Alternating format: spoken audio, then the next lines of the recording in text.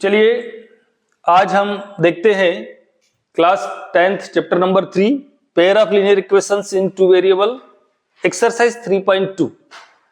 और इस एक्सरसाइज के जो सारे क्वेश्चंस हैं वो हमको सब्स्टिट्यूशन मेथड से सॉल्व करना है। सब्स्टिट्यूशन मेथड, ठीक है ना। सारे क्वेश्चन जो है वो सब्स्टिट्यूशन मेथड से सॉल्व करना है। सब्स्टिट्यूशन मेथड मतलब प्रतिस्थापन विधि, सो कहते हैं प्रतिस्थापन विधि। ठीक, प्रतिस्थापन विधि से सॉल्व करना है, सब्स्टिट्यूशन मेथड से सॉल्व करना है। ओके, तो फर्स्ट क्वेश्चन जो है आप देखेंगे बुक में, तो फर्स्ट क्वेश्चन बहुत ही ज्यादा इजी है, उसे आप लोग कीजिए, उसको मैं आप लोगों के लिए छोड़ रहा हूं। हम लेते हैं सेकंड क्वेश्चन, जिसमें कहा गया कि s माइनस टी इक्वल 3 और दूसरा इक्वेशन है s/3 प्लस t/2 इक्वल 6। ठीक है, तो मैंने इसके पहले वाले वीडियो में भी आप लोगों को बताया है कि यदि क्वेश्चन में या इक्वेशन में यदि डिनोमिनेटर में कोई संख्याएं हैं तो पहले उनको हटा दीजिए, तो उससे क्या होता है कि हमारा इक्वेशन थोड़ा इजी हो जाता है। ठीक है, तो फर्स्ट इक्वेशन तो ठीक है, फर्स्ट इक्वेशन ठीक है। जो सेकंड इक्वेशन है इसको थोड़ा सा सुधार लेते हैं, ठीक है ना। तो कैसे सॉल्व करना है इसको, क्या बताया था हमने कि इसके डिनोमिनेटर में जो संख्या है, जैसे यहां पर 3 और 2, तो इनका एलसीएम लीजिए, तो 3 और 2 का एलसीएम क्या हो जाएगा 6, और जो भी एलसीएम आएगा उससे पूरे इक्वेशन को मल्टीप्लाई कर दीजिए, ठीक है ना। तो ये हो जाएगा 6 इंटू s/3 प्लस, अच्छा पूरे इक्वेशन को मल्टीप्लाई करते हैं, जितने भी इसमें टर्म्स है सभी को 6 से मल्टीप्लाई करना है। 6 इंटू t/2 इक्वल 6 इंटू 6, और ये इस प्रकार ये हो जाएगा 3 2 जा 6 मतलब 2s प्लस 2 3 जा 6 यानी कि 3t, और ये हो गया 6 6 जा 36। इस प्रकार से ये इक्वेशन नंबर आपका हो गया 2।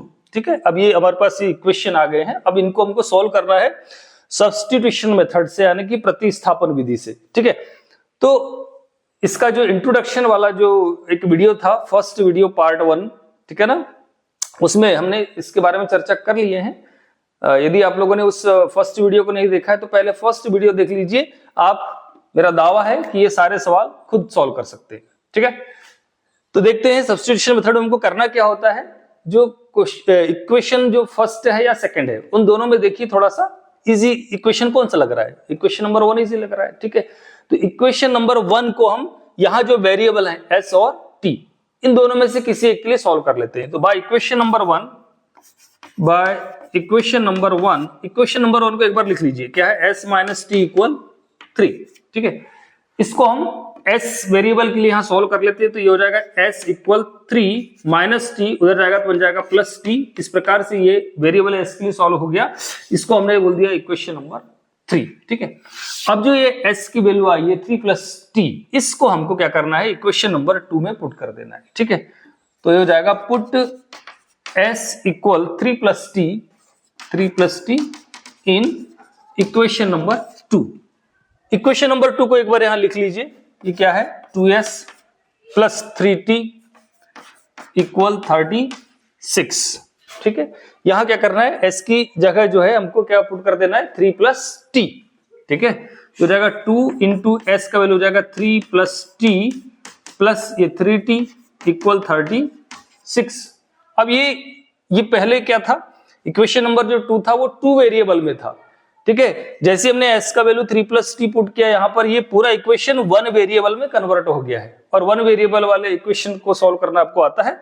तो 2 इंटू दिस मतलब 2 3 जा 6 plus 2 into T 2t plus ये हो जाएंगे 3t इक्वल है आपके पास 36। ठीक है, 2t प्लस 3t क्या हो गए 5t इक्वल है 36, ये प्लस 6 उधर जाएगा तो बन जाएगा -6, और ये आगे 5t इक्वल 36 माइनस 6 क्या हो गए 30। सो t का वैल्यू हो जाएगा 30/5, it means t is equal to 5 6 जा 30। सो t का वैल्यू क्या आ गया हमारे पास 6। ठीक है, अब हम क्या करेंगे, इस t के वैल्यू 6 को इक्वेशन नंबर 3 में पुट कर देंगे, तो s का वैल्यू आ जाएगा।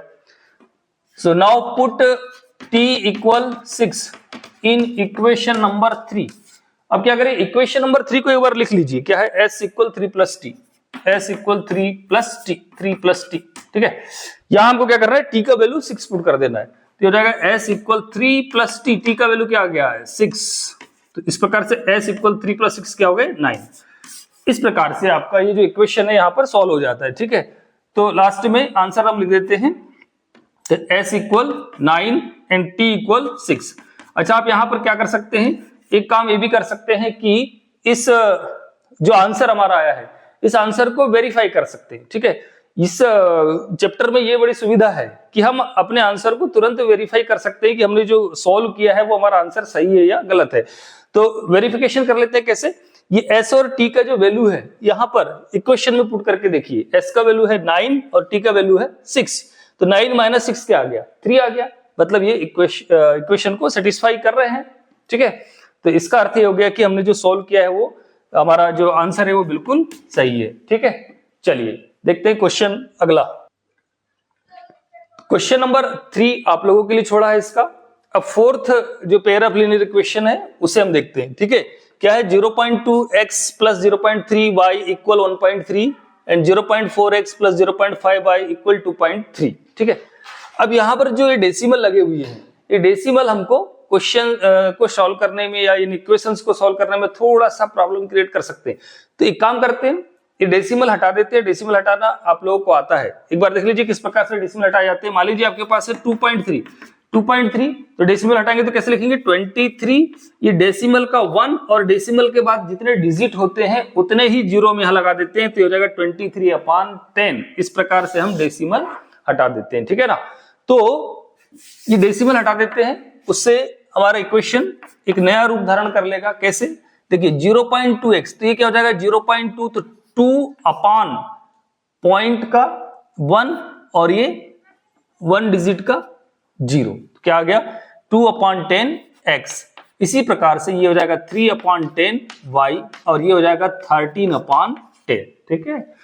सिमिलरली दूसरा इक्वेशन क्या हो जाएगा 4/10x प्लस 5/10y इक्वल 23/10, ठीक है ना।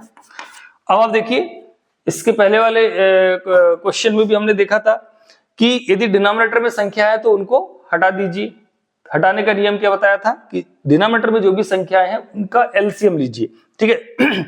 तो यहां क्या आ रहा है 10, तो सबका एलसीएम क्या आ जाएगा 10। तो पूरे इक्वेशन को 10 से मल्टीप्लाई कर दीजिए, पूरे इक्वेशन को 10 से मल्टीप्लाई कर दीजिए, मतलब क्या हो जाएगा 10 into 2/10x plus 10 into 3/10y equal 10 into 13/10। दूसरे इक्वेशन में भी देखिए डिनोमिनेटर में 10 है सब में, तो इसका भी एलसीएम क्या आ जाएगा 10।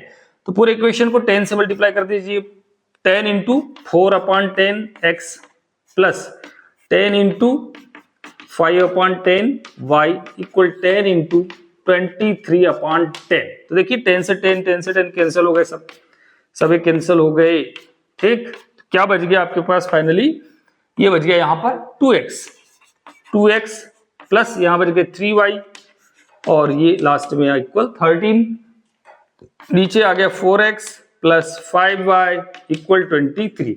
इस प्रकार से हमारे जो इक्वेशन दिए गए थे वो इस प्रकार से कन्वर्ट हो चुके हैं, डेसिमल हट चुका है। बहुत ही इजीली सब्स्टिट्यूशन मेथड हम इसको सॉल्व कर लेंगे, ठीक। क्या करना होगा, इक्वेशन नंबर 1 से x या y का वैल्यू फाइंड आउट कर लेते हैं। तो बाय इक्वेशन नंबर 1 आप देख रहे हैं इक्वेशन नंबर क्या है आपके पास 2x प्लस 3y इक्वल 13, ठीक है। इसको मैं x वेरिएबल के लिए सॉल्व कर लेते हैं, तो क्या हो जाएगा 2x इक्वल 13 प्लस 3y, उधर जाएगा तो बन जाएगा -3y। सो x इक्वल हो जाएगा 13 माइनस 3y अपान में आ जाएगा 2। This is equation number 3। ये वेरिएबल x के लिए सॉल्व हो चुका है, ठीक है। अब क्या करना होगा, ये x का वैल्यू हम कहां रख देंगे, इक्वेशन नंबर 2 में रख देंगे। Put x equal 13 minus 3y upon 2 in equation number 2, ठीक है। इक्वेशन नंबर 2 क्या है यहां लिख लीजिए एक बार, ये है आपके पास 4x प्लस 5y इक्वल 23, ठीक है। यहां x का वैल्यू पुट कर देंगे, 4 इंटू एक्स का वैल्यू क्या है 13 माइनस 3y अपॉन 2, ठीक। ये x का वैल्यू रख दिया यहां पर, प्लस क्या है 5y इक्वल 23, 3, ठीक है।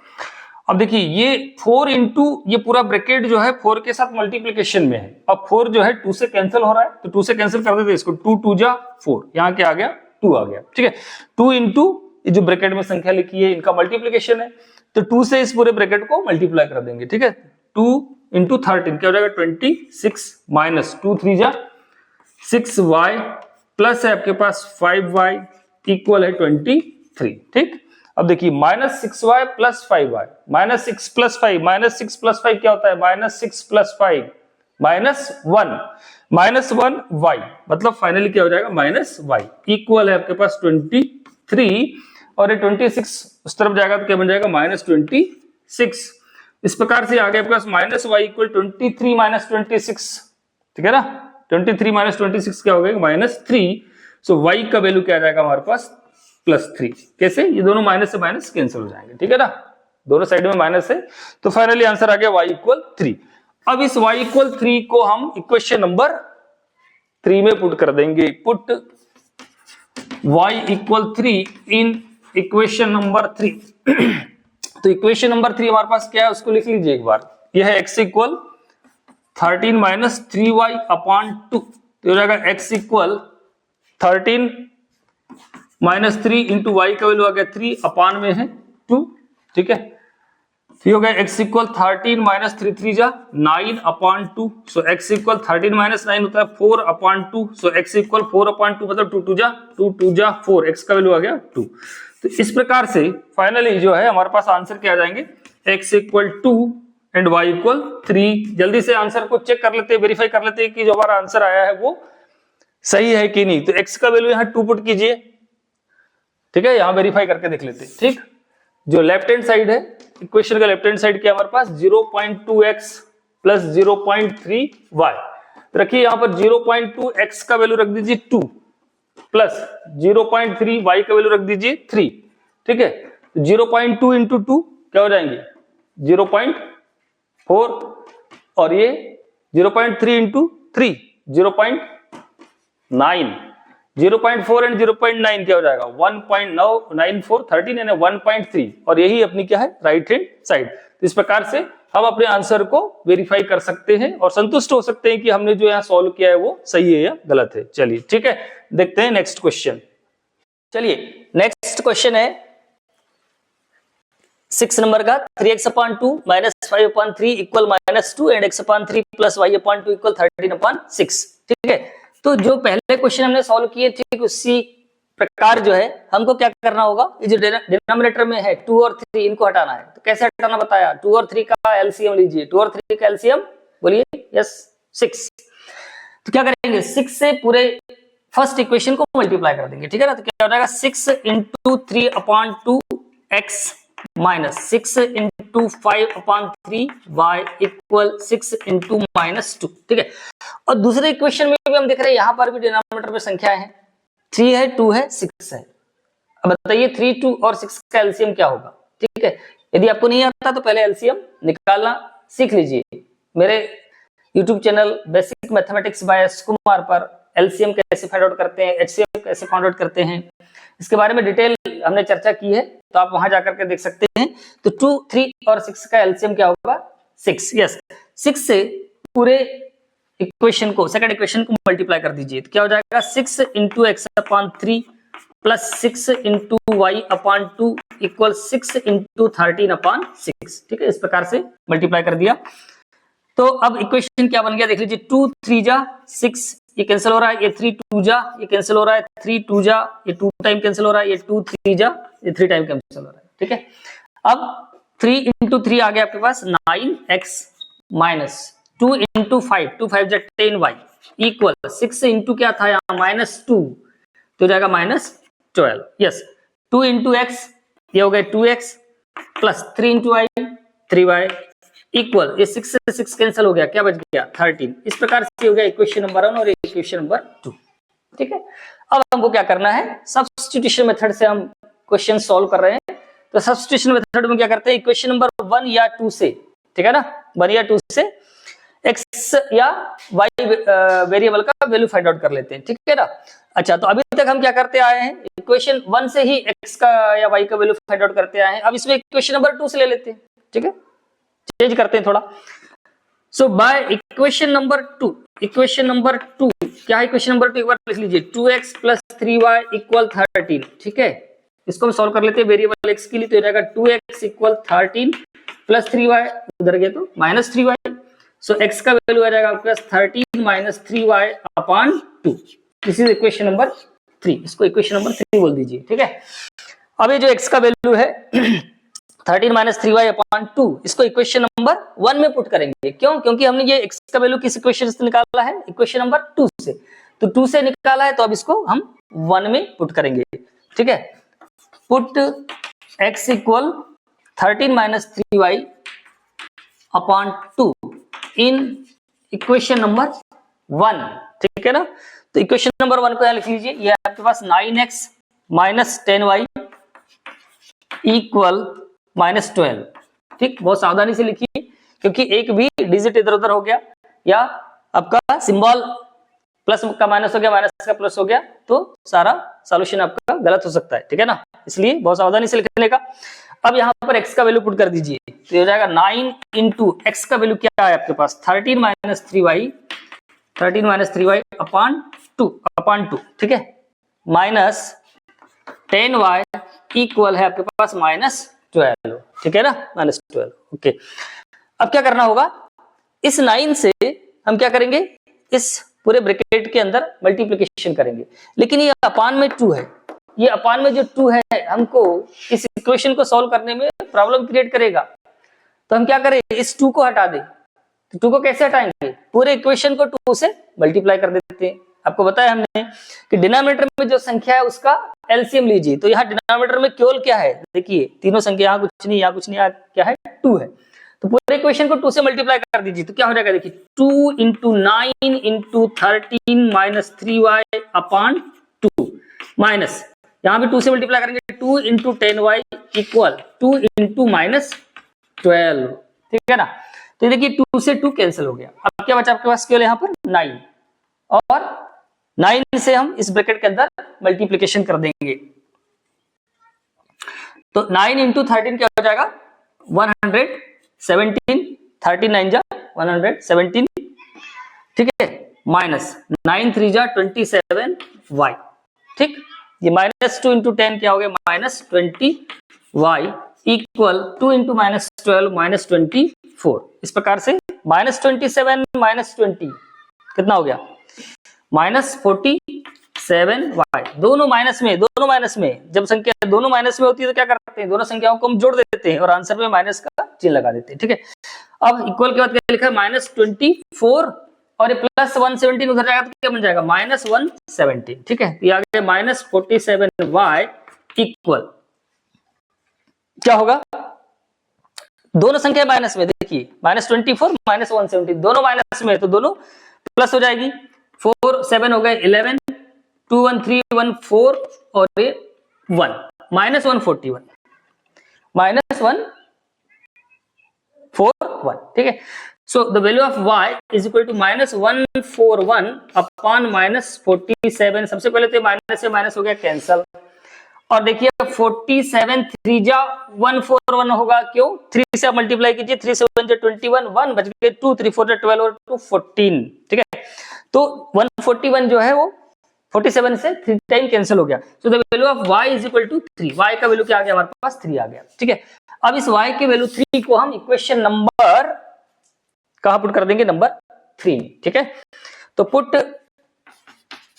y = 3 in equation number 3, equation number 3 क्या है एक बार लिख लेंगे यहाँ पर, x इक्वल क्या है, x इक्वल 13 - 3y/2, ठीक है। तो यहाँ x का वैल्यू पुट कर दीजिए, y = 3, तो हो जाएगा 13 - 3 × y का वैल्यू है 3/2, सो x = 13 - 3 3 9 9/2, सो x = 4/2, मतलब x का वैल्यू आ गया 2, तो इस प्रकार से x का वैल्यू आ गया 2 और y का वैल्यू आ गया 3, सो फाइनल आंसर आ गया हमारे पास x = 2 एंड y = 3। जल्दी से चेक कर लेते हैं आंसर को, तो x का वैल्यू दिया है 2 रख देते हैं, देखिए यहीं चेक कर देते हैं, ठीक है, हमारा आंसर को यहाँ पर चेक कर लेते हैं, क्या हो जाएगा 3/2 इंटू x का वैल्यू x का वैल्यू क्या है 2, ठीक है ना, माइनस 5/3 एंड y का वैल्यू क्या है 3 है, ठीक, ये 2 से 2 कैंसिल है, 3 से 3 कैंसिल, क्या बच गया 3 - 5 एंड 3 - 5 इज इक्वल टू -2, जो कि राइट हैंड साइड आ गया। इस प्रकार से ये हमने जो आंसर फाइंड आउट किया है ये आंसर करेक्ट है। चलिए ठीक है, तो इस प्रकार से हम सब्स्टिट्यूशन मेथड से क्वेश्चन सॉल्व कर रहे हैं। अब देखते हैं नेक्स्ट क्वेश्चन। क्वेश्चन नंबर 2 है solve 2x + 3y = 11 and 2x - 4y = -24 and hence find the value of m for which y = mx + 3, है ना। तो क्या करना है हमको, ये जो दोनों पेयर ऑफ लीनियर इक्वेशन दिए हैं इनको हम सॉल्व कर लेते हैं। सॉल्व करके क्या करेंगे, x और y का वैल्यू फाइंड आउट करेंगे, है ना। अभी तक हमने देखा जैसे सब्स्टिट्यूशन मेथड से हम क्या कर रहे थे, x और y की वैल्यूज फाइंड आउट कर रहे थे उस पेयर ऑफ लीनियर इक्वेशन को सॉल्व करके।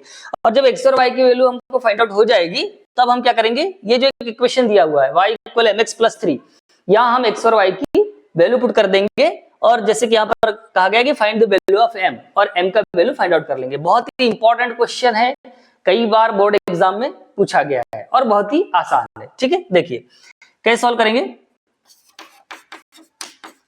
आपको दो इक्वेशन दिए गए हैं, 2x + 3y = 11 और दूसरा इक्वेशन है 2x - 4y = -24, इक्वेशन नंबर 2। अच्छा, यहां पर एक बात आप लोग ध्यान रखिए, अभी तो क्या हो रहा है कि ये एक्सरसाइज 3.2 में है जिसमें हमको सारे क्वेश्चंस को सब्स्टिट्यूशन मेथड से सॉल्व करने के लिए कहा गया है। ठीक है, लेकिन यदि यही क्वेश्चन आपको एग्जाम में आता है, तो वहां तो केवल क्या है, केवल क्वेश्चन लिखा हुआ है, और यदि वहां पर सब्स्टिट्यूशन मेथड का नाम नहीं लिखा है तो फिर आप स्वतंत्र हैं कि तीनों में से किसी भी मेथड का आप यूज करके क्वेश्चन को सॉल्व कर सकते हैं।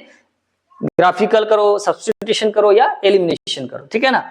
तो अभी तो हम इसको सब्स्टिट्यूशन मेथड से सॉल्व करते हैं। ठीक, तो उसमें हम क्या करेंगे, बाय इक्वेशन नंबर 1 को x या y के लिए सॉल्व कर लेते हैं। तो क्या है equation number 1, 2x + 3y = 11, so हो जाएगा 2x = 11 + 3y उधर जाएगा तो क्या बन जाएगा -3y।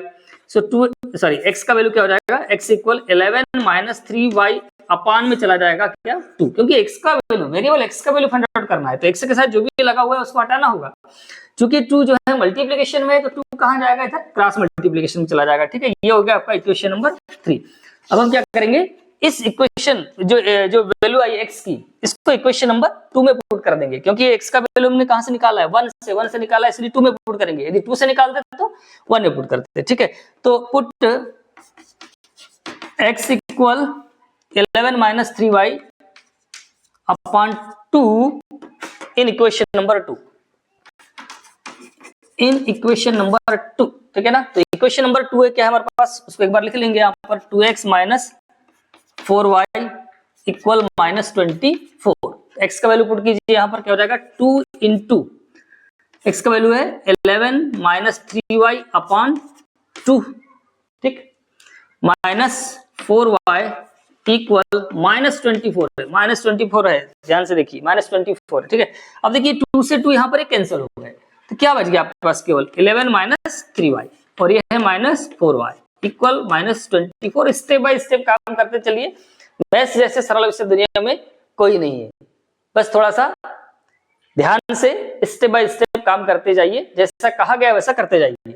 ठीक, अब देखिए -3 - 4 क्या हो जाएगा, -3 - 4 -7y = आपके पास -24, अभी +11 उधर जाएंगे तो क्या बन जाएंगे -11, तो ये हो जाएगा -7y = -24 - 11 क्या हो गया -35, सो y = हो गया -35 अपान -7, तो माइनस से माइनस यहाँ कैंसिल हो जाएगा और ये हो गया 7 × 5 = 35, सो y = 5।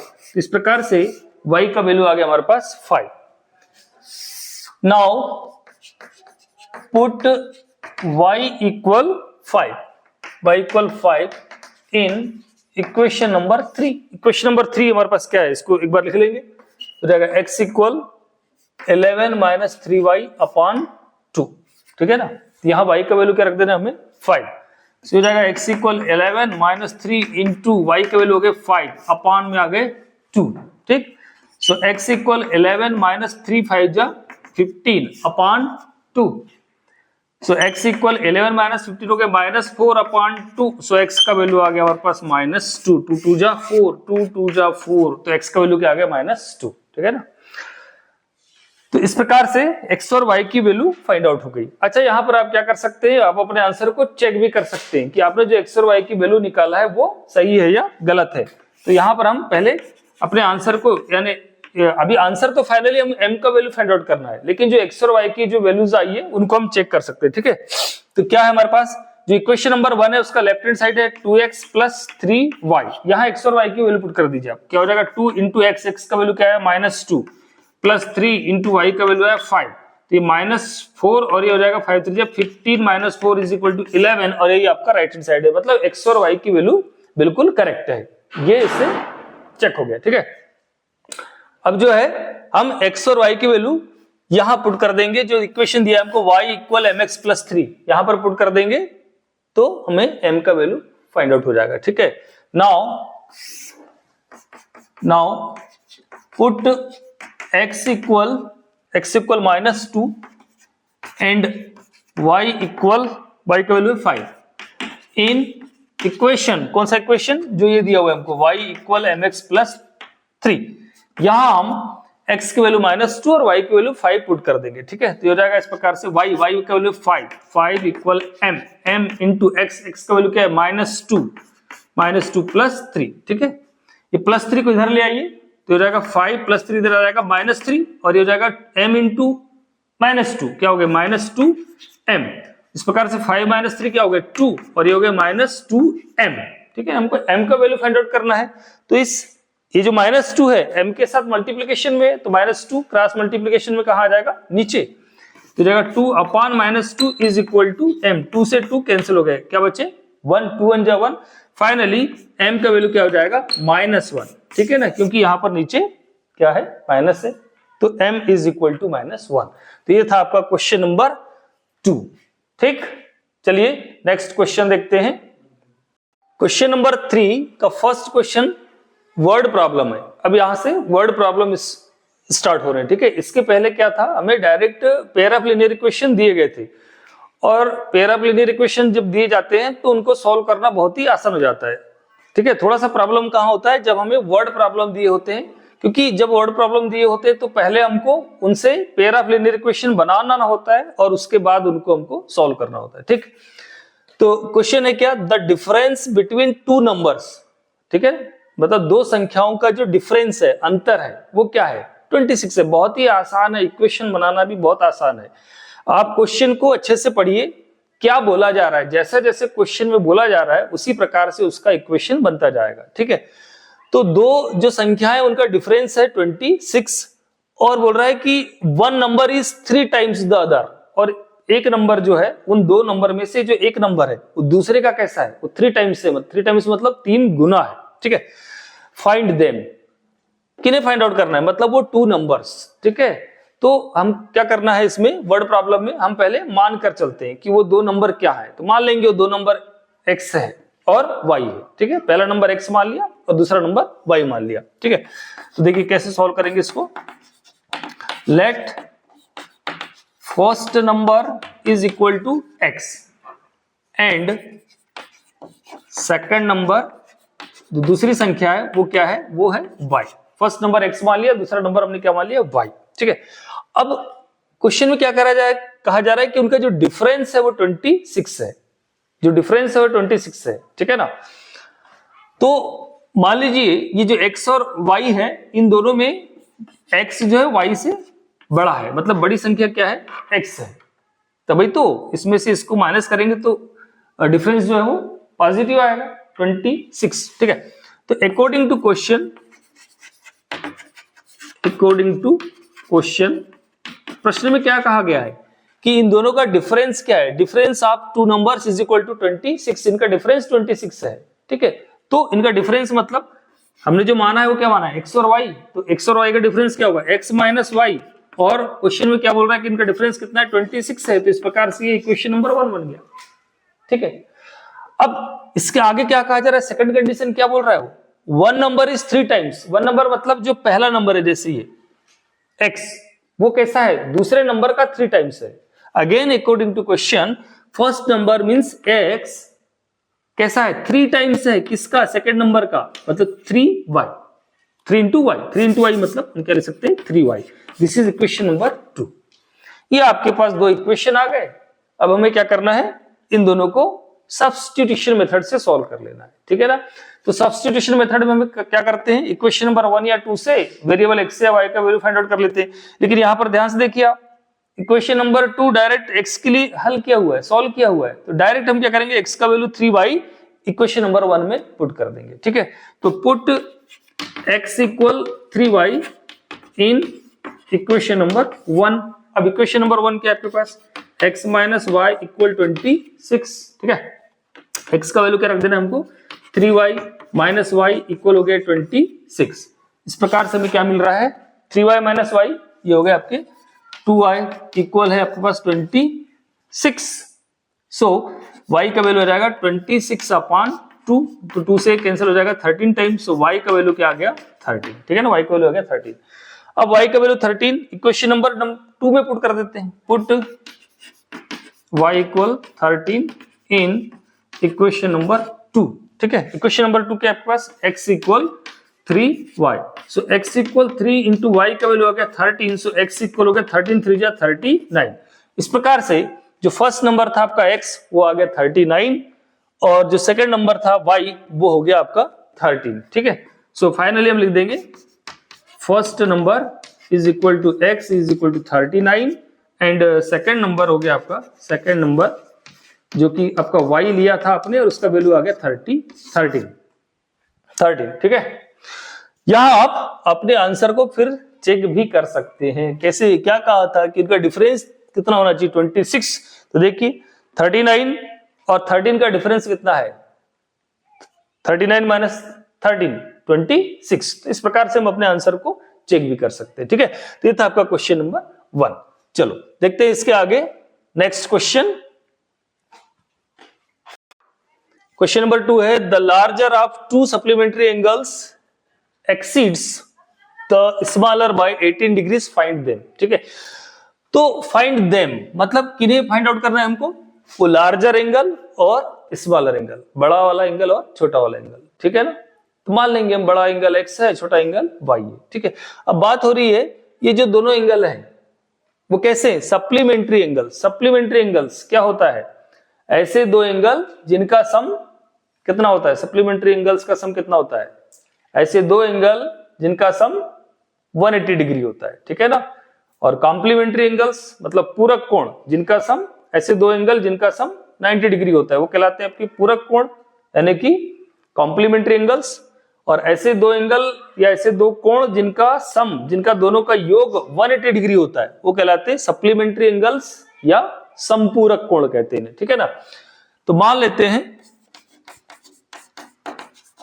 लेट लार्जर एंगल, जो बड़ा वाला एंगल है वो मान लिया हमने, मान लीजिए x, और जो स्मॉलर एंगल है एंड स्मॉलर एंगल को हमने मान लिया y, ठीक है। तो देखिए किस प्रकार से इक्वेशन फॉर्म करेंगे, किस प्रकार से इक्वेशन बनाएंगे। तो जैसे कहा गया कि दोनों एंगल जो है सप्लीमेंट्री एंगल है, सप्लीमेंट्री एंगल है तो इन दोनों का सम कितना होना चाहिए 180 degree. So by according to question, ठीक है, क्वेश्चन के अनुसार क्या हो जाएगा, अकॉर्डिंग टू क्वेश्चन, प्रश्न के अनुसार x plus Y is equal to 180 degree. क्यों, ये कहां से लिखा, ऐसा कहीं नहीं लिखा हुआ है कि दोनों का सम 180 डिग्री है, ठीक है। लेकिन ये बोला है कि सप्लीमेंट्री एंगल से, तो इसका अर्थ ही ये है कि इन दोनों एंगल का सम क्या होगा 180 डिग्री होगा, ठीक है। और फिर क्या कहा गया है, जो लार्जर एंगल है, जो बड़ा वाला एंगल है ना, दो सप्लीमेंट्री एंगल में से जो बड़ा वाला एंगल है वो स्मॉलर एंगल से 18 डिग्री ज्यादा है। मतलब लार्जर एंगल यानी कि x, स्मॉलर एंगल यानी कि y, और इससे जो बड़ा वाला एंगल है कितना ज्यादा है 18 ज्यादा है, मतलब यहां हो जाएगा plus 18। This is equation number 2। इस प्रकार से दोनों इक्वेशन हमारे पास आ गए। अब इन दोनों इक्वेशन को सब्स्टिट्यूशन मेथड से हमको सॉल्व कर लेना है। तो ध्यान से देखिए, जो आपका इक्वेशन नंबर 2 है वो डायरेक्ट x वेरिएबल के लिए सॉल्व किया गया है ना, सॉल्व किया हुआ है। तो हम इस x की वैल्यू को इक्वेशन नंबर 1 में पुट कर देंगे, ठीक है।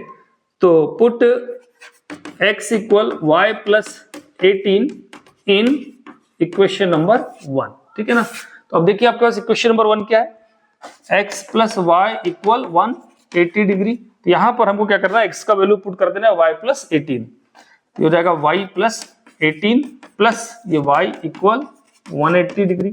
तो y प्लस y क्या हो जाएगा आपके पास 2y इक्वल 180 माइनस प्लस 18 उधर जाएंगे तो क्या हो जाएंगे माइनस 18, ठीक है ना। तो हो गया 2y इक्वल 180 में से आप माइनस कर दीजिए 18, तो 10 माइनस 8 हो गए 2 और ये 7 माइनस 1 6 162, ठीक है।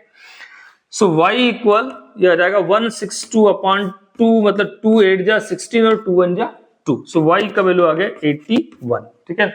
तो y मतलब क्या था आपका, y यानी कि स्मॉलर एंगल था, स्मॉलर एंगल की वैल्यू आ गई 81। अब क्या करेंगे, इस x की वैल्यू को, ठीक है ना, इस y की वैल्यू को put y equal 81 in equation number 2, in equation number 2। Equation number 2 में ये वैल्यू पुट कर देते हैं। इक्वेशन नंबर 2 क्या है आपके पास, x इक्वल y प्लस 18, तो हो जाएगा x इक्वल y का वैल्यू 81 प्लस 18, सो x इक्वल 819 99। तो इस प्रकार से y का वैल्यू आ गया 81 और x का वैल्यू आ गया 99, ठीक है ना। तो जो आपका लार्जर एंगल का वैल्यू आ गया x यानी कि 99। So this implies larger angle, जो कि आपने क्या लिया था x, वो जाएगा आपका 99, और जो आपका स्मॉलर एंगल था, स्मॉलर एंगल जो छोटा वाला एंगल था जिसको आपने y कहा था, तो वो आ गया आपका कितना 81, ठीक है। यहां आप आंसर को चेक भी कर सकते हैं। क्या ऐसे चेक कर सकते हैं, क्या दोनों का सम 180 हो रहा है। देखिए 99 प्लस 81, इनको सम जोड़ कर देखिए, तो 9 1 10 0 और ये 9 8 17 और 1 18, यानी 180 डिग्री आ गया, ठीक है। इस प्रकार से, तो इस प्रकार से था ये आपका क्वेश्चन नंबर 2। क्या कहा जा रहा है इसमें, the coach of A cricket team, cricket team के कोच हैं, बाय 7 बैट्स एंड 6 बॉल्स। तो क्या कर रहे हैं, 7 मतलब कुछ बैट्स और कुछ बॉल खरीद रहे हैं। तो यहां जैसे उन्होंने बोला है कि 7 बैट्स और 6 बॉल्स खरीद रहे हैं, ठीक है। दोनों की जो कास्ट है वो क्या है 3800, मतलब किसकी, 7 बैट्स की एंड 6 बॉल्स की, ठीक। बहुत अच्छे समझिए इस क्वेश्चन को, क्योंकि ये क्वेश्चन एग्जाम में कई बार पूछा गया है, बोर्ड एग्जाम में, ठीक है ना। तो 7 बैट्स और 6 बॉल्स दोनों का जो कास्ट है वो है 3800 या 3800। बाद में वो क्या करता है कि 3 बैट और 5 बॉल्स खरीद रही है, ठीक है ना, 3 बैट और 5 बॉल्स, और इसकी जो कास्ट है वो है 1750, दोनों की मिला करके, किसकी, 3 बैट और 5 बॉल्स की, ठीक है। तो हमको क्या बोला जा रहा है कि find the cost of each bat and each ball. तो एक बैट की, यानी कि प्रत्येक बैट की और प्रत्येक बॉल की कॉस्ट, कीमत क्या होगी, कुल मिलाकर के एक बैट की और एक बॉल की कीमत क्या होगी यदि ये कंडीशन लागू हो तो, ठीक है। तो बहुत ही आसान है, बात को समझिए। हमको क्या करना होता है, ऐसे वर्ड प्रॉब्लम में हमको मानकर चलना होता है। हम मान लेंगे कि let the cost of each bat is equal to ₹X and the cost of each ball is equal to ₹Y, ठीक है ना, ऐसा मानकर चलना होता है, ठीक है। तो क्या होगा, let the cost of each bat is equal to ₹X and the cost of each ball is equal to ₹Y, ऐसा मानकर चलना होगा, ठीक है। तो यहां पर आप देखिए, हमने बोला कि 1 बैट का जो कॉस्ट है वो कितना है, वो ₹X है। सीधी सी बात है, तो 2 बैट की कॉस्ट कितनी होगी, 2x होगी ना। ये सेम उसी प्रकार से कि मान लीजिए 1 बैट की कीमत है ₹100 है, तो 2 बैट की कितनी होगी, 2 बैट की कॉस्ट क्या होगी 200 होगी। अब हमने मान लिया 1 बैट की कॉस्ट x है, तो 2 बैट की कॉस्ट क्या होगी 2x होगी, ठीक है ना, ठीक। इसी प्रकार से, तो अकॉर्डिंग टू क्वेश्चन में क्या कहा जा रहा है, अकॉर्डिंग टू क्वेश्चन क्वेश्चन में क्या कहा जा रहा है, 7 बैट्स, तो 7 बैट की कॉस्ट क्या हो जाएगी 7x, ठीक है ना, 7x प्लस 6 बॉल्स, तो 6 बॉल की कॉस्ट हो जाएगी 6y इक्वल, दोनों की कॉस्ट ये क्या है 7x और 6y क्या है, this is the cost of 7 bats and this is the cost of 6 balls, ठीक है। दोनों की कॉस्ट जो है वो टोटल कितना है 3800, ठीक है ना, 3800। So this is equation number 1, बहुत ही आसान है। नेक्स्ट, अब नेक्स्ट कंडीशन क्या है 3 बैट्स, तो 3 बैट्स की कॉस्ट हो जाएगी 3x प्लस 5 बॉल्स, 5 बॉल्स की कॉस्ट हो जाएगी 5y इज इक्वल टू कितनी है 1750, दिस इज इक्वेशन नंबर 2।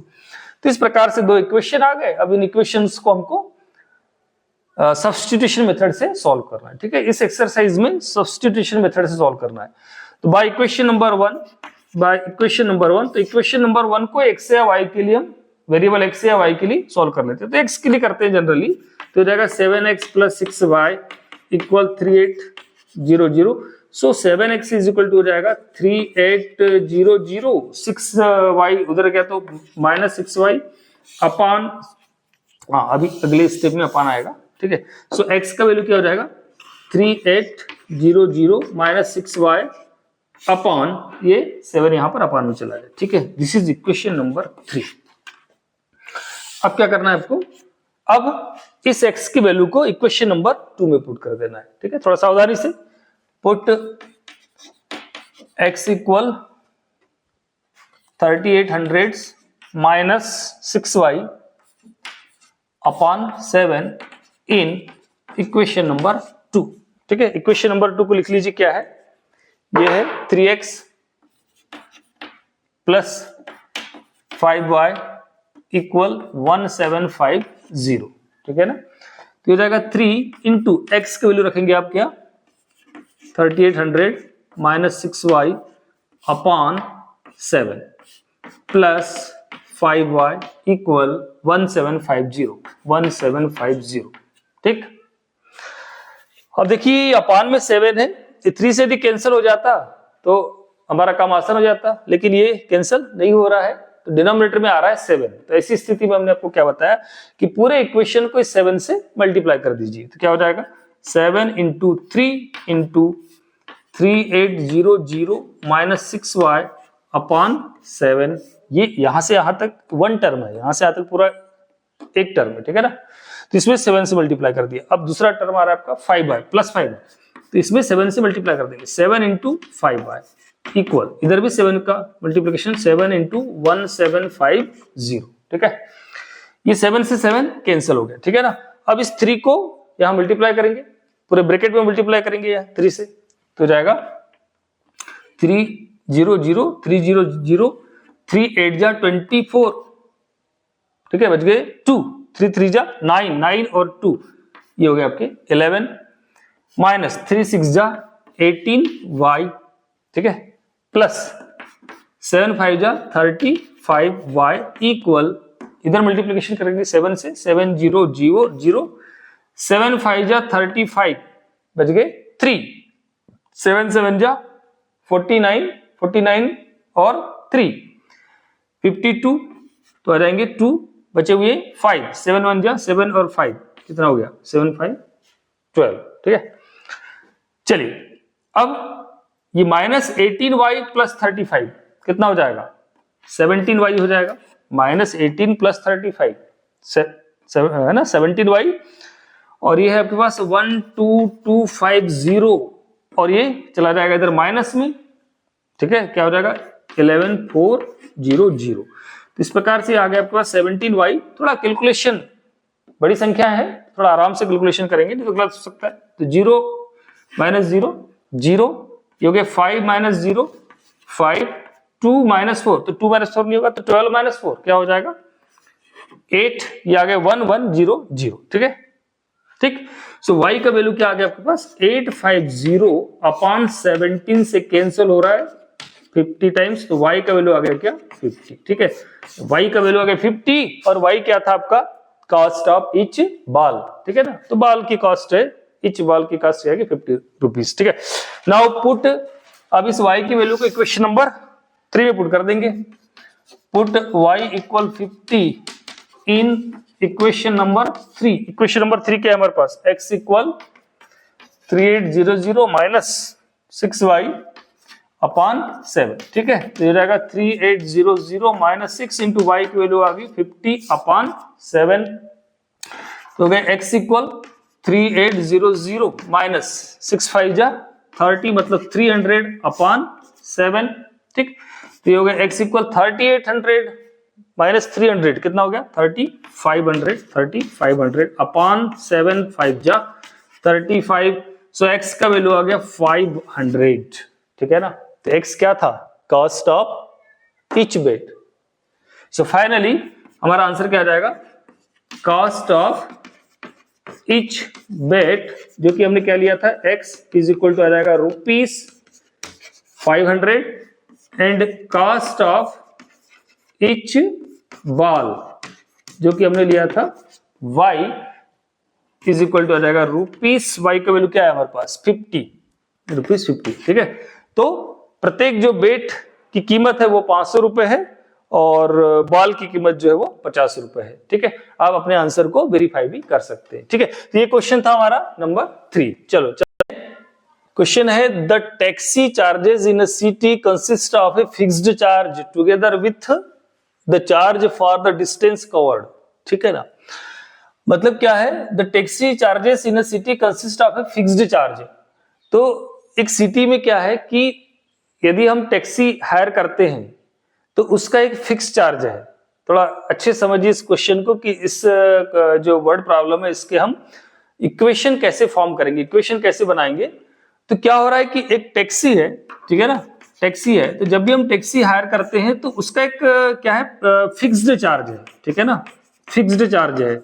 मतलब आप यदि टैक्सी आपने हायर कर लिया तो आपको एक फिक्स्ड चार्ज देना ही पड़ेगा, ठीक है।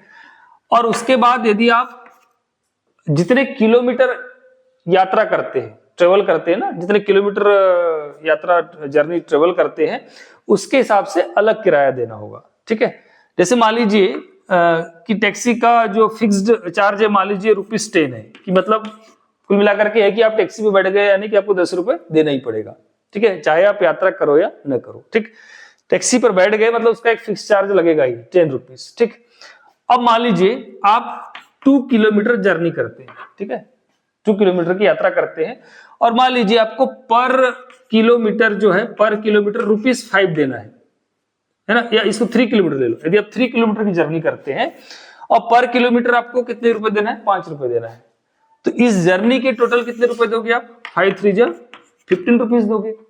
तो टोटल कितना पे करना होगा हमको, टोटल कितना पे करना होगा, ये फिक्स चार्ज तो पे करना ही पड़ेगा प्लस 3 किलोमीटर जर्नी का जो 15 रुपीज है वो पे करना पड़ेगा। तो टोटल हमको कितना पे करना पड़ेगा, टोटल हमको 25 रुपीज पे करना पड़ेगा, ठीक है।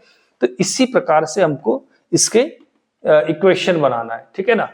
तो 2 प्रकार के चार्जेस हैं, एक है फिक्स्ड चार्ज, ठीक, और एक है चार्ज फॉर पर किलोमीटर, ठीक है।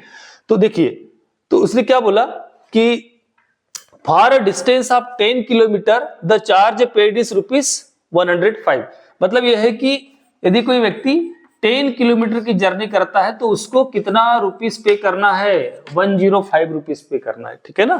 थोड़ा सा हम इसको ऐसा बाहर लिखकर रख लेते हैं ताकि क्वेश्चन बनाने में हमको आसानी हो, ठीक है। उसके बाद for a journey of 15 kilometre, मतलब यदि यात्री 15 किलोमीटर की जर्नी करता है, ठीक है, तो उसको कितना रुपीस पे करना होता है, चार्ज पेड इज ₹155। तब ये 155 रुपीस पेड करता है, ठीक है ना। मतलब ये जो 105 और 155 है इसमें फिक्स्ड चार्ज भी शामिल है, ठीक है। तो what are the fixed charges and the charges per kilometre. तो बताना है हमको कि फिक्स्ड चार्ज क्या है और पर किलोमीटर के लिए चार्ज कितना लिया जा रहा है। और फिर आगे बोल रहा है कि how much does a person have to pay for travelling a distance of 25 kilometre. और यदि वो 25 किलोमीटर की जर्नी करता है तो उसको कितना पे करना पड़ेगा। तो ये तो बात की बात है। तो पहले हमको क्या निकालना है कि फिक्स्ड चार्ज क्या है और चार्ज फॉर पर किलोमीटर क्या है, ठीक है। तो मान लेते हैं लेट द फिक्स्ड चार्ज जो फिक्स्ड चार्ज है वो मान लेते हैं ₹x है, ठीक है ना, फिक्स्ड चार्ज है ₹x एंड द चार्ज, दूसरा चार्ज है एंड द चार्ज फॉर पर किलोमीटर के लिए जो चार्ज है वो मान लेते हैं ₹y। दो प्रकार के चार्जेस है, ठीक है। नाउ अकॉर्डिंग टू क्वेश्चन, ठीक है, अकॉर्डिंग टू क्वेश्चन देखिए पहली कंडीशन में वो कितने रुपीस पे कर रहा है 105, कितने किलोमीटर जर्नी के लिए 10 किलोमीटर जर्नी के लिए। हमने माना है कि 1 किलोमीटर जर्नी यदि करता है तो वो y रुपीस पे करता है, तो 10 किलोमीटर के लिए कितना होगा 10y, ठीक है। और ये फिक्स्ड चार्ज x मतलब x plus 10y is equal to 105। First equation क्या बन जाएगा x plus 10y equal 105, this is equation number 1। Clear है। अब आगे जो है वो कितने किलोमीटर जर्नी कर रहा है 15 किलोमीटर, और 15 किलोमीटर जर्नी के लिए वो कितना रुपीस पे कर रहा है 155, ठीक है।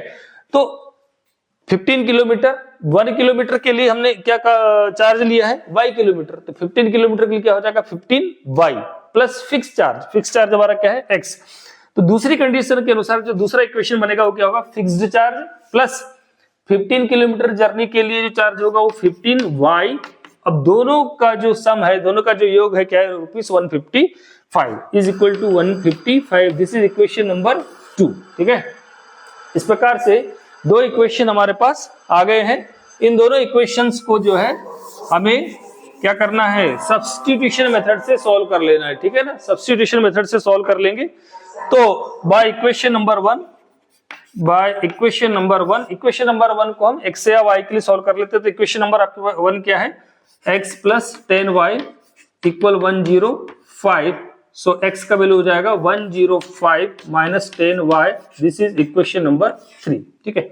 अब क्या करेंगे इस x की वैल्यू को इक्वेशन नंबर 2 में पुट कर देंगे, ठीक है। Put x equal 105 minus 10y in equation number 2, ठीक है ना। इक्वेशन नंबर 2 क्या है हमारे पास x प्लस 15y इक्वल 155, ठीक है। ये इक्वेशन नंबर 2 है, यहाँ x का वैल्यू पुट कर देंगे।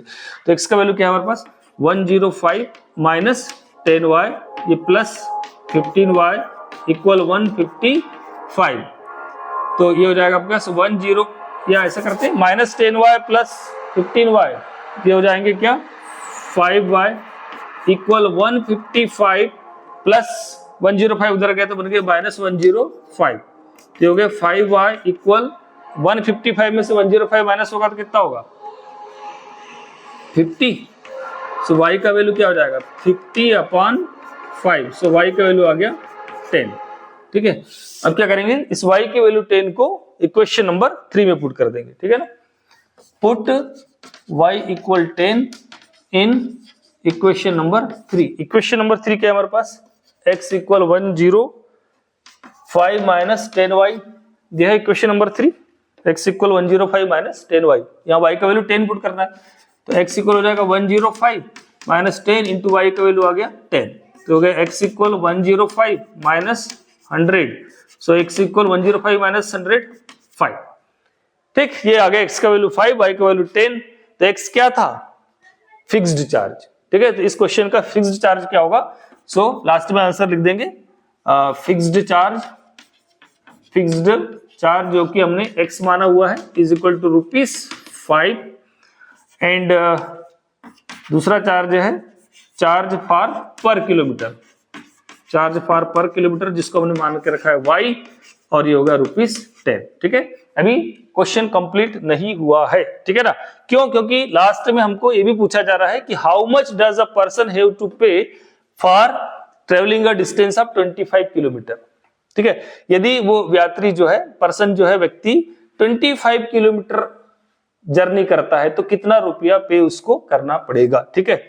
तो चार्ज फॉर 25 किलोमीटर, ठीक है, चार्ज फॉर 25 किलोमीटर यदि जर्नी करता है तो उसको कितना, एक तो फिक्स्ड चार्ज एक्स तो देना ही पड़ेगा ना, और 25 किलोमीटर के लिए 25y, तो x का वैल्यू कितना है 5 प्लस 25 इंटू y, y का वैल्यू है अपने पास 10, तो हो जाएगा 5 प्लस ये 250 हो गए, 250 प्लस 5 मतलब ₹255, यानी कि 25 किलोमीटर जर्नी के लिए उसे 255 रुपीज पे करना पड़ेगा। ठीक है, तो ये था आपका क्वेश्चन नंबर 4। तो चलिए देखते हैं next question.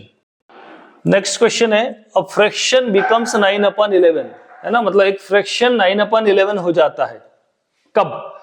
If 2 is added to both the numerator and denominator, यदि न्यूमरेटर और डिनोमिनेटर दोनों में हम क्या करते हैं 2 ऐड करते हैं, ठीक है ना। And if 3 is added both the numerator and denominator it becomes 5/6, और यदि हम न्यूमरेटर और डिनोमिनेटर में 3 ऐड कर देते हैं तो फिर वो फ्रैक्शन क्या हो जाता है 5/6 हो जाता है। तो फाइंड द फ्रैक्शन, तो जैसे कि लास्ट में कहा है फाइंड द फ्रैक्शन, तो जो हमें फाइंड करना है उसी को हम मान लेते हैं कि जो फ्रैक्शन है, अच्छा फ्रैक्शन किस प्रकार से होता है P/Q का फॉर्म का होता है फ्रैक्शन, तो मान लेंगे फ्रैक्शन क्या है X/Y। ठीक है, तो मान लेते हैं लेट जो हमारा फ्रैक्शन है वो है फ्रैक्शन है X/Y, फ्रैक्शन जो है वो X/Y है। ठीक है, जिसका न्यूमरेटर क्या है X है और डिनोमिनेटर क्या है Y है। ठीक, नाउ अकॉर्डिंग टू क्वेश्चन, अब देखते जाइए कि क्वेश्चन में हमको क्या कहा जा रहा है। जैसा जैसा क्वेश्चन में कहा जा रहा है वैसे ही करते जाइए, आपका इक्वेशन फॉर्म हो जाएगा। क्वेश्चन में क्या कहा जा रहा है, फ्रैक्शन बिकम्स 9/11, ये जो फ्रैक्शन हमने माना है वो 9/11 हो जाता है। कब हो जाता है? If 2 is added to both the numerator and denominator, यदि हम न्यूमरेटर में भी 2 और डिनोमिनेटर में भी 2 ऐड करते हैं तो ये फ्रैक्शन क्या हो जाता है 9/11 हो जाता है। तो करिए, इसके न्यूमरेटर में 2 ऐड करिए, डिनोमिनेटर में भी 2 ऐड करिए, तो ये फ्रैक्शन क्या हो जाता है बोलता है 9/11 हो जाता है। तो मेरी बात, तो ये आपकी फर्स्ट कंडीशन के अनुसार ये सिचुएशन क्रिएट हुई। अब इसको हम थोड़ा सॉल्व कर लेंगे और इसका लीनियर इक्वेशन बना लेंगे, है ना। तो कैसे होगा, क्रॉस मल्टीप्लिकेशन होगा, ऐसे क्रॉस मल्टीप्लिकेशन होगा, 11 का यहां मल्टीप्लिकेशन होगा, किसमें 11 इंटू x+2 हो जाएगा और ये हो जाएगा 9 इंटू y+2। ठीक, 11 से मल्टीप्लाई करेंगे तो ये हो जाएगा 11x प्लस 11 2 जा 22 एंड ये हो जाएगा 9y प्लस 9 2 जा 18। ठीक, अब ये 11x प्लस 9y इधर आएंगे तो क्या बन जाएंगे 9 माइनस 9y इक्वल 18 और प्लस 22 उधर गया तो बन गया माइनस 22। सो इस प्रकार से आ गया 11x minus 9y equal 18 minus 22 क्या होगा -4। This is equation number 1। ठीक है ना, ये हमको फर्स्ट इक्वेशन मिला फर्स्ट कंडीशन के अनुसार। ठीक, अब दूसरी कंडीशन क्या बोल रहा है, if 3 is added both the numerator and denominator. अब क्या करना है हमको, न्यूमरेटर और डिनोमिनेटर में 3 ऐड करना है, जैसे यहाँ 2 ऐड किया था वैसे ही 3 ऐड करना है। Again according to question, again according to question के अनुसार क्या कहा जा रहा है 3 ऐड करिए तो हो जाएगा x+3 अपॉन y+3। हमको न्यूमरेटर और डिनोमिनेटर दोनों में ही 3 ऐड करना है, तो क्या हो जाता है वो फ्रैक्शन क्या हो जाता है 5/6 हो जाता है, इज इक्वल टू 5/6। ठीक है, अब यहां फिर से क्रॉस मल्टीप्लिकेशन, 6 का मल्टीप्लिकेशन यहां होगा तो 6x प्लस हो जाएगा 6 3 जा 18, 5 का मल्टीप्लिकेशन यहां होगा तो 5y प्लस 5 3 जा 15। ठीक है, तो ये हो गया आपके 6x प्लस 5y इधर है, इधर आएंगे तो क्या बन जाएगा -5y इक्वल 15 प्लस 18 उधर जाएगा तो क्या बन जाएगा -18। तो इस प्रकार से ये आ गया 6x minus 5y equal 15 minus 18 क्या हुआ -3। This is equation number 2। ये आ गया आपके पास इक्वेशन नंबर 2। ठीक है, तो ये इक्वेशन 1 और 2 फिर से इन दोनों इक्वेशन को हम क्या करेंगे सब्स्टिट्यूशन मेथड से सॉल्व कर लेंगे। ठीक है, तो bye equation number 1, equation number 1 क्या है आपके पास 11x माइनस 9y इक्वल -4। तो इसको x के लिए सॉल्व कर लीजिए, क्या हो जाएगा 11x इक्वल -4 माइनस 9y उधर आएंगे तो क्या बन जाएंगे +9y। सो x का वैल्यू क्या आ जाएगा -4 plus 9y upon 11। This is equation number 3।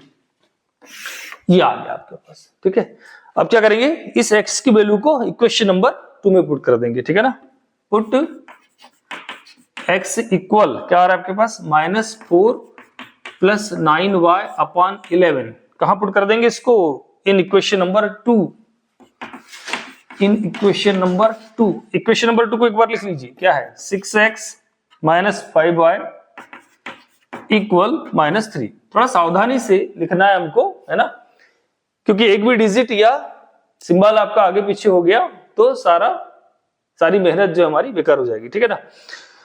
तो अब यहाँ x का वैल्यू पुट कर दीजिए, तो क्या हो जाएगा 6 इंटू एक्स का वैल्यू क्या है -4 प्लस 9y अपॉन 11, ठीक, -5y इक्वल -3, ठीक।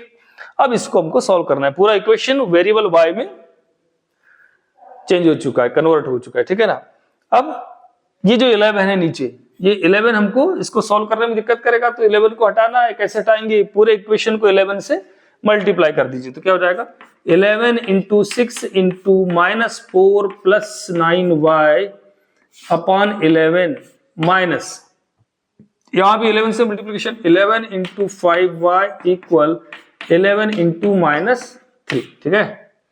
तो ये आगे आपके पास, ये देखिए 11 से 11 यहाँ पर कैंसिल हो जाएगा, तो अब 6 से मल्टीप्लीकेशन होगा अंदर इस ब्रैकेट के अंदर, तो 6 4 जा -24 प्लस 6 9 जा 54 y माइनस 11 5 जा 55 y इक्वल 11 इंटू -3 -33 हो गए, ठीक है ना।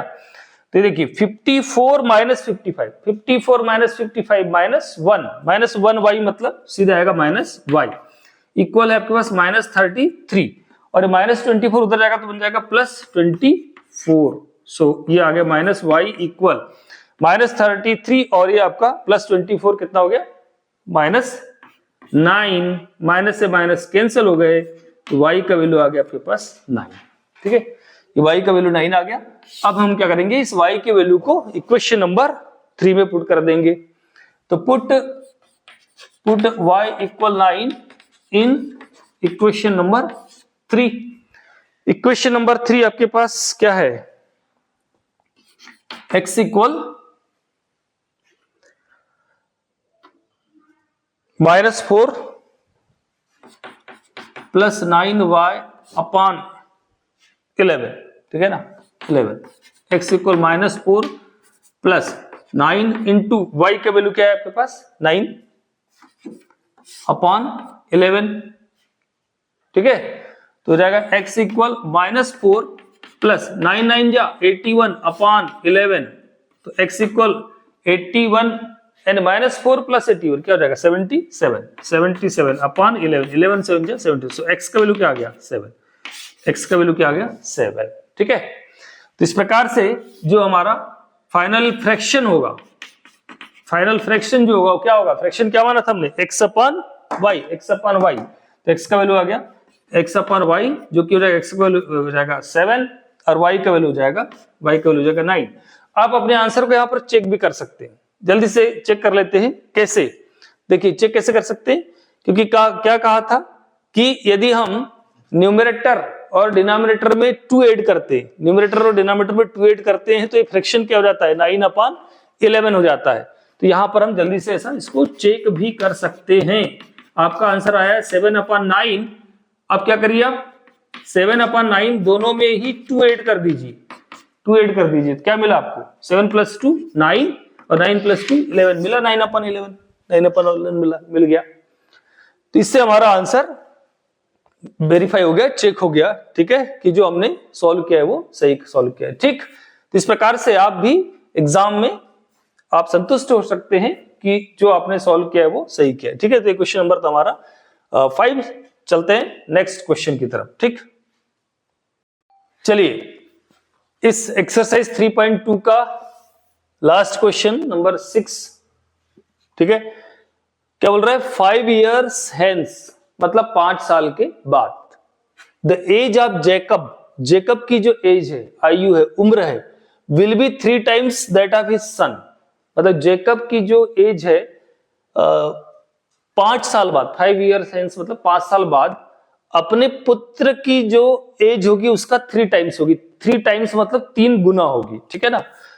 और दूसरी कंडीशन है कि 5 years एगो मतलब 5 साल पहले Jacob's age was 7 times that of his son, और 5 साल पहले जो जेकब की एज है वो उसके सन की यानी पुत्र की एज का कैसा थी 7 टाइम्स थी। ठीक है, ये जो दो कंडीशन है, इन दोनों कंडीशन का यूज करते हुए हमें इक्वेशन फॉर्म करना है और फिर उन्हें सॉल्व करके what are their present ages, तो उनकी प्रेजेंट एज हमको बताना है। किसकी प्रेजेंट एज? जेकब की और उसके सन की। ठीक है, तो हम मान लेंगे पहले कि जेकब की जो प्रेजेंट एज है वो x ईयर है और उसके सन की जो प्रेजेंट एज है वो y ईयर है। ठीक है ना, तो किस प्रकार से solve, let the present age of Jacob's, जो जेकब है उसकी प्रेजेंट एज मान लेते हैं x ईयर मान लिया। ठीक है, and the present age of his son, उसके जेकब्स की जो सन की एज है वो मान लेते हैं y ईयर। ठीक है, y ईयर मान लिए। ठीक है, जेकब की एज है x ईयर्स है ना, और उसके सन की जो एज है वो y ईयर है। ठीक, अब देखिए इस प्रकार जो एज वाले जो क्वेश्चन होते हैं है ना, इसमें ये जो एज मान के चले हमने, कैसी एज है इनकी? प्रेजेंट एज है। ठीक है, तो इसमें कई बार क्या होता है कि 5 साल बाद, आफ्टर 5 ईयर, बिफोर 5 ईयर, जैसे मान लीजिए आज आपकी एज 10 ईयर है। ठीक है, 10 साल आपकी एज है आज प्रेजेंट एज, तो 5 साल बाद कितनी होगी? यानी 10 + 5 यानी 15 होगी।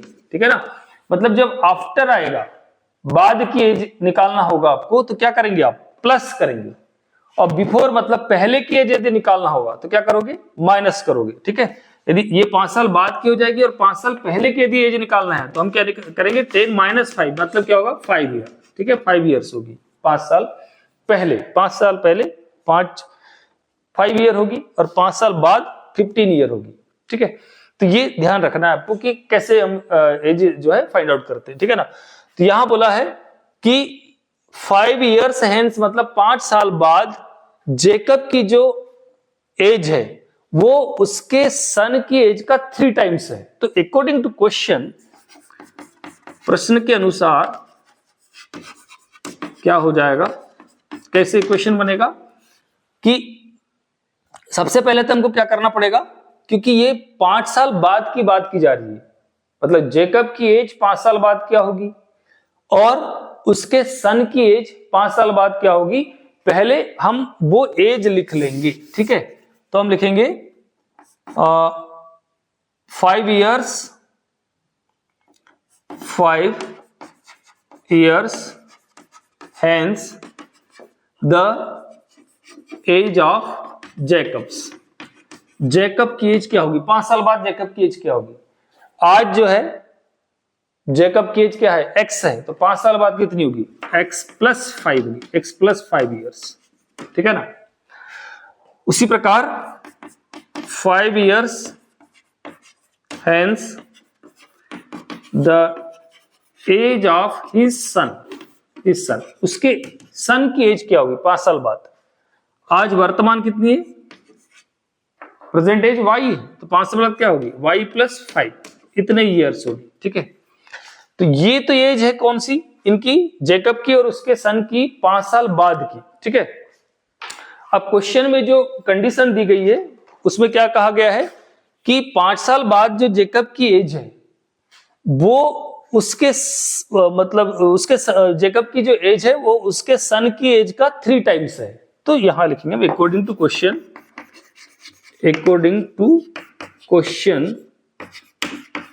जेकब की एज 5 साल बाद कितनी है? x + 5, ये कैसा है? = 3 टाइम्स है। 3 टाइम्स मतलब 3 गुना, किसका?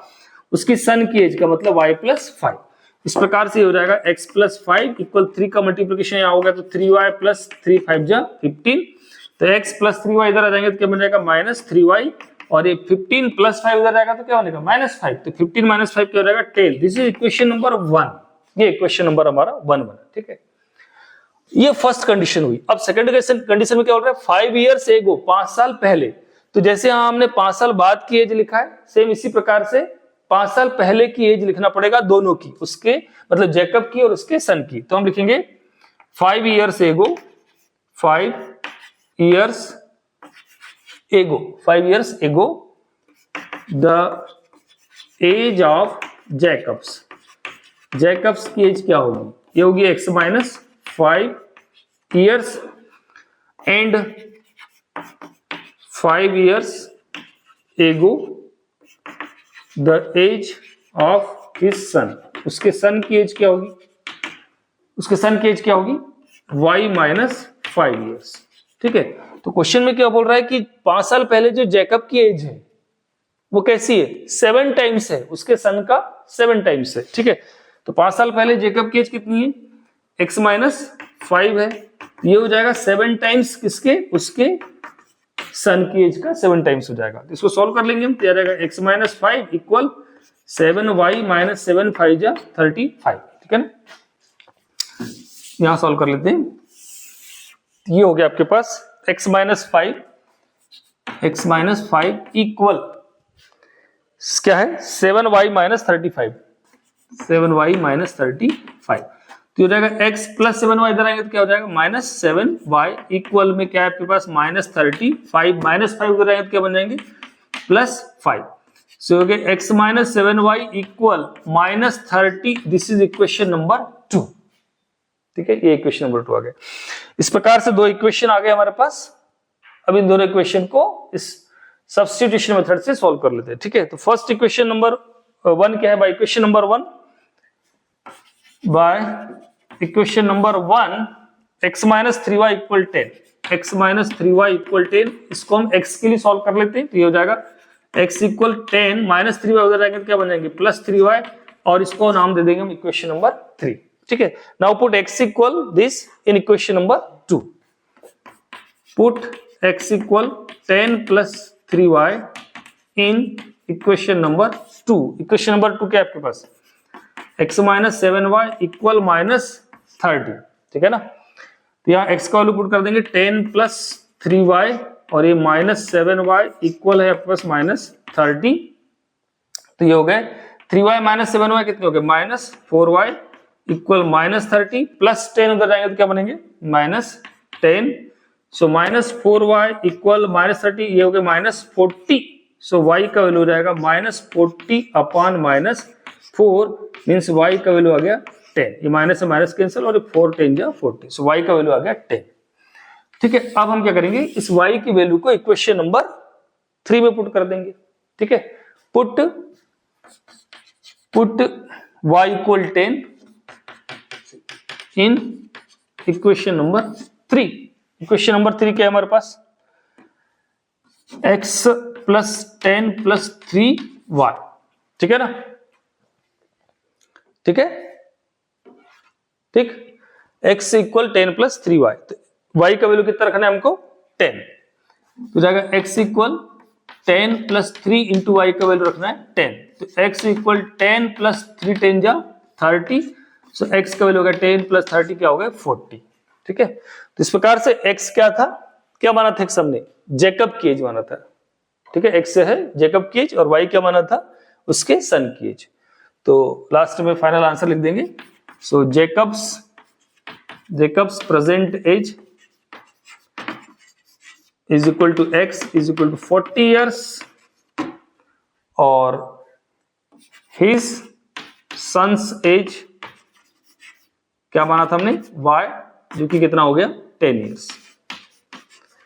तो जैकब की एज है 40 ईयर्स और उसके सन की एज है 10 ईयर्स। ठीक, तो इस प्रकार से ये एक्सरसाइज 3.2 यहां समाप्त होता है और इसके आने वाले वीडियोस में जो है नेक्स्ट एक्सरसाइज हम लेंगे 3.3। लोगों का बहुत बहुत धन्यवाद।